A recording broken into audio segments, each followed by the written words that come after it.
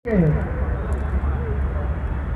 उत्तम नगर टर्मिनल इस बड़ा सम्मानित स्थान जहां पर बार बार हमारा कार्यक्रम यही होता है,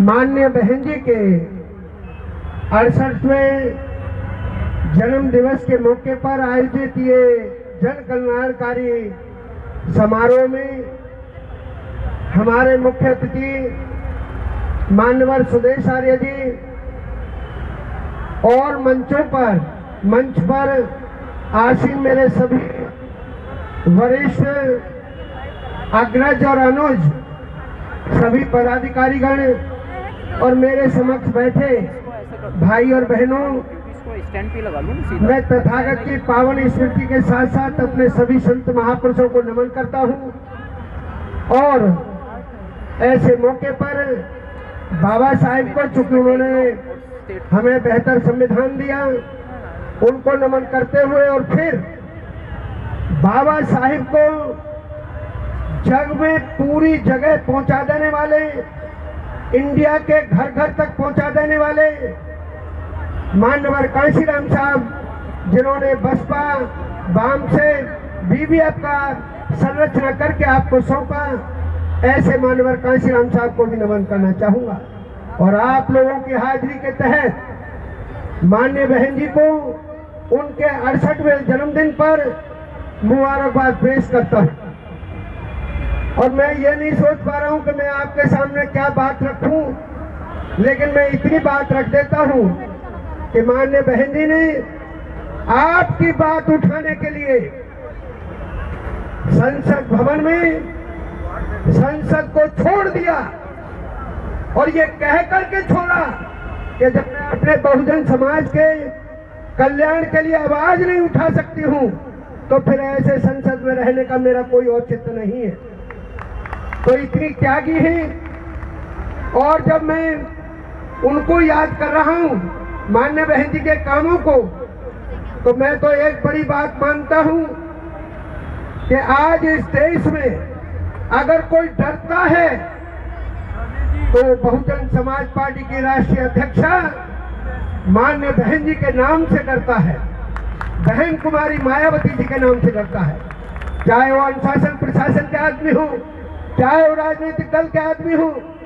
अनुशासन प्रशासन की बात जब मैं टीवी चैनल पर करता हूं, कॉमर्शियल चैनल पर, तो मैंने वहां कहा है कि जो लोग जब ये सुन लेते थे कि आज माननीय बहन जी का मुख्यमंत्री के रूप में दौरा है, तो उस जिले के आईएएस और आईपीएस हनुमान चालीसा पढ़ना शुरू कर देते थे, कहते थे जय जय जय हनुमान गुसाई, मायावती से जान बचाई। तो इस तरह की माननीय बहन जी ने अनुशासन प्रशासन में नाम कमाया है और उसी आधार पर मेरे जैसा कार्यकर्ता तो बड़ा सीधा सीधा बोलता है। क्या बोलता है कि देश उन्नति का सही इलाज केवल बीएसपी के पास, देश उन्नति का सही इलाज केवल बीएसपी के पास।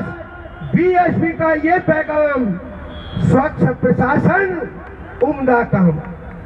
और जो हमारे नारे हैं, मैं उनसे अपनी बात समाप्त कर देता हूं कि आज जो मैंने अभी कहा कि प्रशासन के लोग हनुमान चालीसा पढ़ते थे, अरे प्रशासन के नहीं, राजनीतिक दल के लोग भी आज हनुमान चालीसा पढ़ रहे हैं और कह रहे हैं हनुमान जी कैसे ही करो, माननीय बहन जी को, माननीय बहन जी का समर्थन हमको मिल जाए।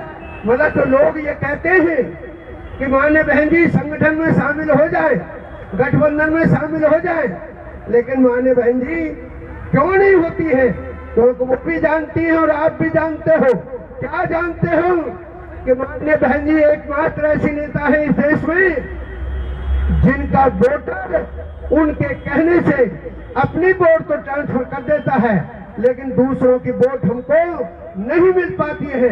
यही एकमात्र कारण है कि हम गठबंधन में शामिल नहीं होंगे। आज की डेट तक तो नहीं होंगे, कल को माननीय बहन जी का जो भी आदेश होगा वो देखा जाएगा, मानेंगे।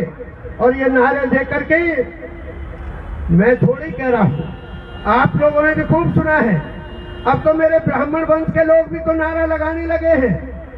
क्या लगाते हैं? ब्राह्मण शंख बजाएगा, हाथी संसद जाएगा, हाथी नहीं गणेश है, ब्रह्मा विष्णु महेश है।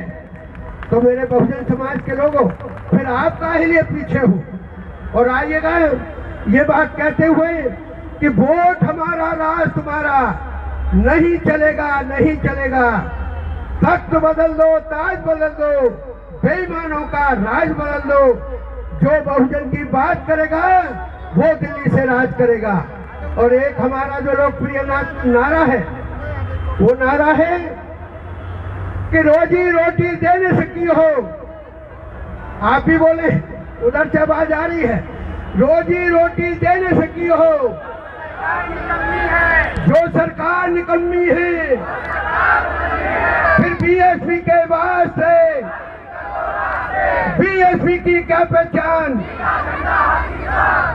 बहुत बहुत धन्यवाद। और चुनाव के दौरान ईवीएम पर भी सख्त निगरानी रखना, कहीं किसको कुछ भी बोलना पड़े, चूकना नहीं मेरे साथियों। और आज के इस मौके पर, पावन मौके पर, मैं आप सब लोगों को अपने तहे दिल से बधाइयाँ देता हूँ, बहुत बहुत मुबारकबाद बोलता हूँ। और मान्य बहन जी को, हमारी भी कुछ उम्र अभी बाकी रह गई हो तो वो भी लगे, ताकि बहुजन का कल्याण हो, सब जन का कल्याण हो। बहुत बहुत धन्यवाद। जय भीम, जय भारत, नमो बुद्धाय। हमारे सीनियर साथी मन मास्टर सुरेश चंद्रा जी का बहुत बहुत धन्यवाद। साथियों, हमारे कुछ और साथियों ने